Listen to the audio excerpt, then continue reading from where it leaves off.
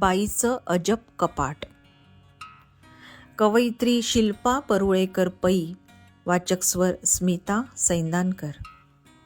ऐकूया बाईचं अजब कपाट.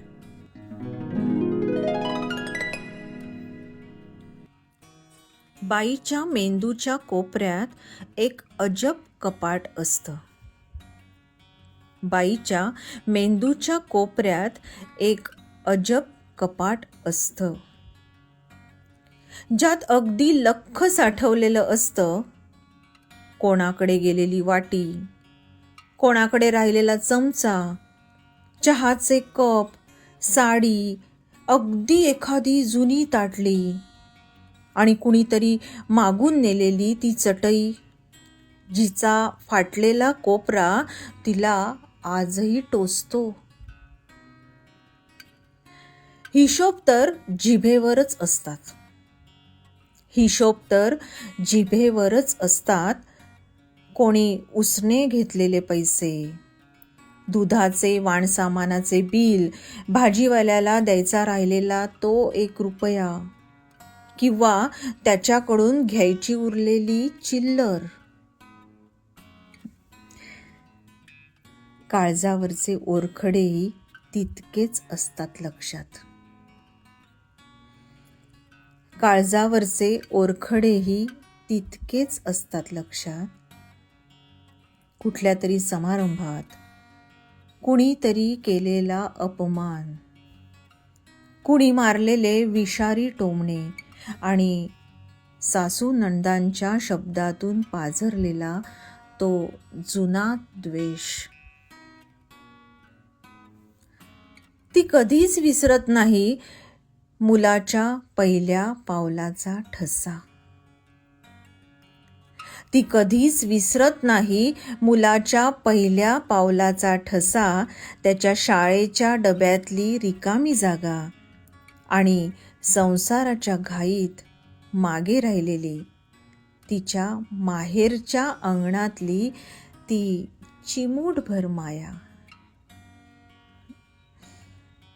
तिला आठवत असतं कपाटात घडी घालून ठेवलेलं तिचं स्वप्न. तिला आठवत असतं कपाटात घडी घालून ठेवलेलं तिचं स्वप्न, जे वेळेअभावी तिने कधी उलगडलंच नाही. तिला सगळं, अगदी सगळं आठवत असतं. पण तिच्या लक्षात नसते स्वतःची झीज. पण तिच्या लक्षात नसते स्वतःची झीज. कपाळावरच्या केसात हळूहळू उमलणारी पांढरी किनार, धूसर होत जाणारी नजर आणि कमरेत साचलेलं ते जुनाट दुखणं. ती विसरते वेळेवर घ्यायची बीपीची गोळी. ती विसरते भुकेची वेळ, निवांत झोप, आवडीची भाजी, आवडीचं गाणं. तिला आठवतही नाही शेवटचं कधी निरखून पाहिलंय स्वतःला. तिला आठवतही नाही शेवटचं कधी निरखून पाहिलंय स्वतःला. ती विसरते आरशात पाहताना स्वतःच्या डोळ्यात डोकवायला आणि कोमेजलेल्या चेहऱ्यावर प्रेमाचा हात फिरवायला.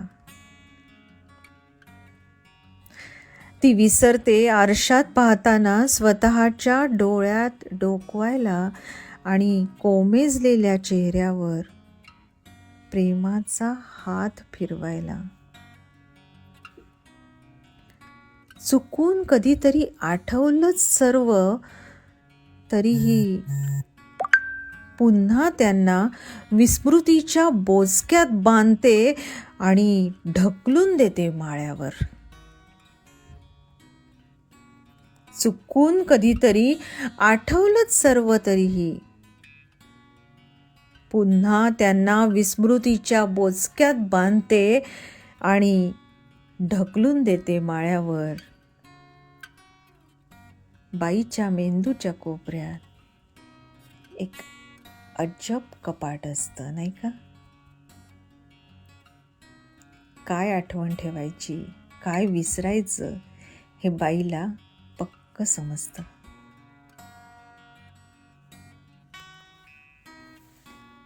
कवयित्री शिल्पा परुळेकर. पै. वाचक स्वर स्मिता सैंदानकर.